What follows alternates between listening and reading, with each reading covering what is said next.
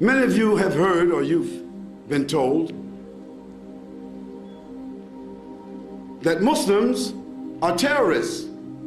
Muslims are fanatics. Muslims are heretics. Muslims are extremists. Muslims are murderers. Muslims are hostage takers. This is what you've been told. And I'll tell you that in some cases, that is true. There have been certainly some Muslims, not just recently, but even before newspapers and the media came about, there have been some Muslims who were the meaner element of the Muslims who have done those kinds of things, certainly. But then let's be objective. Let us go to history and be objective. Have not Jews and Christians also done those things? And are they not also doing those things? Yes, they are. A criminal is a criminal. A sinner is a sinner.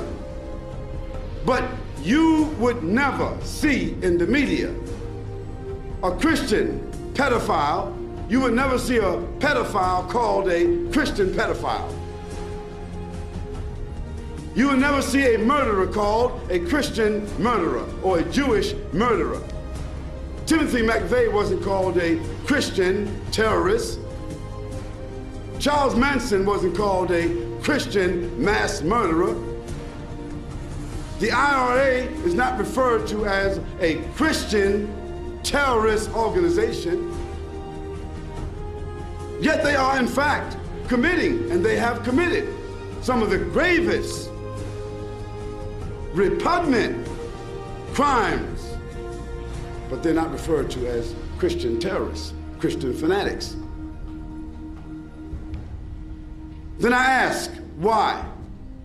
Why, when a Muslim is accused, maybe not even indicted, maybe not even convicted, but if a Muslim is simply accused of something, he is called a Islamic fundamentalist, Islamic fanatic, Islamic Muslim terrorist. Why? Because the media is controlled by people who want to malign Muslims and Islam. And I say that's unfair. While yes, that is true, that some Muslims themselves are responsible for some of the distortions about Islam. Some of the distortions about Islam, some of the misconceptions about Islam is as a result of the misbehavior of some Muslims, and that is to be fair and objective. But I think if you examine history and you ask yourself the question, who perpetuated the international slave trade that resulted in 80 million people being traded like hogs and dogs over a 400-year period of time? This wasn't Muslims, but they weren't called Christian fanatics, although certainly that was Portugal, Spain, America, Great Britain, France, all Christian countries, and collaborated with the Catholic Church. When the conquistadors went into South America and ravaged that country, killed and slaughtered the people, poisoned the natural resources, they were blessed by the church, and they're still blessed by the church, and nobody called them Christian terrorists.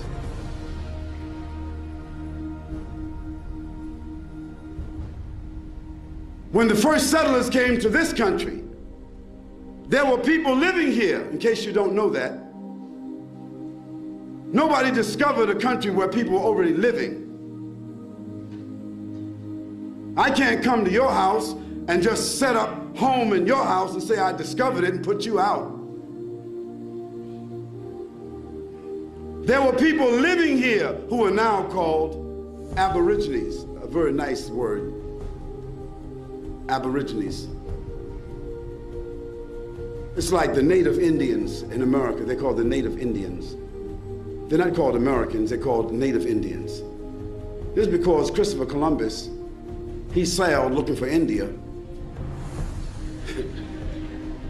And he wound up in what is now called the Americas, but the audacity and the chauvinism. See how chauvinistic the people are. Even though they knew it wasn't India, still, how chauvinistic they are, they still call the people Indians. And today, they call them native Indians, but they call themselves Americans. And today, you call the native people here Aborigines, and you call yourself Australians. Now, how this country was taken, you were not invited here, but it was taken with blood and slaughter. Terrorism in its purest form, but nobody called those people Christian terrorists. And now that you have sophisticated civilization here, Sydney, Australia, Brisbane, Australia, Melbourne, Australia, I mean, you know, down under, you had the Olympics here. It's all forgotten about now. And still, terrorism by governments still go on. And I don't say that terrorism by governments or individuals is right or moral. It is not. It is not.